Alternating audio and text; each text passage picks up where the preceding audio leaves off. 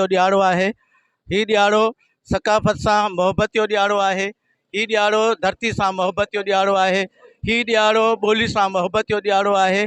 सॼी दुनिया खे सिंध जो माण्हू इहो पैगाम थो ॾिए त सिंध जो माण्हू पंहिंजी धरती, पंहिंजी ॿोली, पंहिंजी सकाफ़त सां केतिरी मुहबत करे थो। त इन जे करे अॼु हिते लाड़ सकाफ़ती आर्ट काउंसिल टोटल फ़नकारनि हिन ई सकाफ़ती प्रोग्राम में हिसो वठंदा, जंहिंमें सिंध जा मशहूरु रागी लाड़ सकाफ़ती आर्ट काउंसिल जा रागी इन प्रोग्राम में शिरकत कंदा। सकाफ़ती ॾियारे ते असां पंहिंजे सिंधी भाइरनि खे दिलि जे गहराइनि सां मुबारकबाद ॾियूं था। ऐं अॼु सम्झ हिकिड़ो ईद जो ॾींहुं आहे, ख़ुशियुनि जो ॾींहुं आहे। अला करे अहिड़ा ॾींहं सदाईं अचनि। महिरबानी। सिंध जीअं बदीन में बि लाड़ सकाफ़ती ॾियारो मल्हाइण जी शुरूआति थी चुकी आहे, जंहिंमें मुख़्तलिफ़ नंढनि वॾनि ॻोठनि खां ऐं शहर खां रैलियूं निकिरी रहियूं आहिनि।